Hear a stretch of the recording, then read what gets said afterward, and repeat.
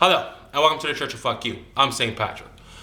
Well, Church, I'm sure you're all familiar with this whole impeachment thing. They're trying to get rid of Donald Trump over some phone call that he had with Ukraine.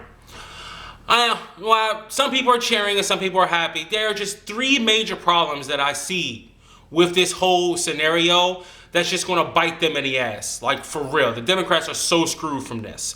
The first major problem that they have is that it's feeding into the whole witch hunt narrative. Okay, first they was going to impeach him over Russia. Then they was going to impeach him over obstruction of justice. Then they're going to impeach him over the whole Stormy Daniels thing. Then they're going to impeach him because he's mentally unstable. And, they had psychiatrists coming on TV saying how unstable he is because they watched, a 2-minute video of him and they diagnosed him from the television screen, okay? And then, they want to impeach him over some tweets that he sent. So now you want to impeach him over Ukraine. I mean, it literally is feeding into the whole narrative that all you want to do is impeach this guy and you're trying to find a reason to do it. And whatever reason you have that week, that month, whatever, that's the reason that you're pushing. And that's a huge fucking issue. Because if he's saying it as a witch hunt, that if you do find something credible to impeach this guy over, you've tried this shit so many times. You've been speaking about impeachment from day one, since he won in 2016, that it holds no water. Like, it's just the word that you guys are throwing around. It comes off that you just don't like this guy. You just need a reason to impeach him. So you're just trying to find something. So again, even if you ever do get a valid reason, the public is going to be like, oh, well, his supporters, which you obviously going to need to turn in order to support your impeachment, is going to be like, well, this is just attempt number 15 in order to get rid of him. Fuck y'all. So that's the first major problem. The second major problem on this one and what they're holding the hearings on is that they literally got nothing.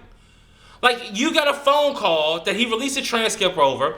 You got a phone call that if you add a little bit in, you take a little bit out, if you read it this certain way, and if you don't, you ignore all this stuff over here, then maybe you kind of have something that you can put together along with, you have nothing. And that's a huge issue. If you're going to impeach this guy, at least have something concrete. At least have something solid. Have something that you can just go out and just say, this is the evidence, this is the facts, done. You don't have that. You're trying to build the case, which again leads back to point number one. It does seem like a witch hunt. You're trying to find something on this guy. And now you're trying to build a case through this whole investigation. It's garbage. Which leads me to my final point, which is the biggest point of all. Let's just say you happen to succeed. You happen to be able to impeach him. Now let's be real. You're impeaching him because you don't like him.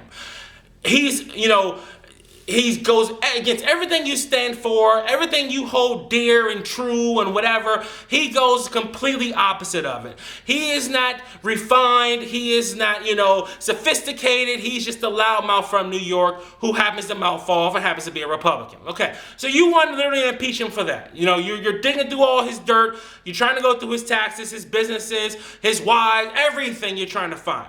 Now, if this is to work, do you realize how screwed you will be forever? Because there will come a point in time where a Democrat wins the presidency. And the House and the Senate will be controlled by Republicans. So now that we can impeach the president over anything that we deem immoral, so let's just say a president happens to be pro-choice. Every Republican holds that as immoral, so let's find a reason to fucking impeach him. So we can dig through anything that he's ever done in his life, bring it up full circle, bring it up, throw it in public, and hold impeachment hearings. Or, hey, let's say crazy talk. We happen to elect the first openly gay president. A man or woman, doesn't even matter. President is openly gay. I'm pretty sure there's going to be some Republicans who find that immoral. So, you know what? We're going to impeach them. This motherfucker, if they get elected, they might as well not even pack their bags. Don't unpack your shit. What's the point? Leave the car running, because you're going to be in office for 15 minutes before they find a reason to impeach you. Unless you're going to literally, nominate Jesus Christ? That's the only way. Like, you need somebody who's absolutely perfect. And don't get me wrong, I don't believe in Jesus. But whatever, you get the point. You're going to need somebody who's absolutely flawless to run for president if this shit works. Because no matter what they have ever done in their life, they will be impeached by a Republican House and a Republican Senate. So what do?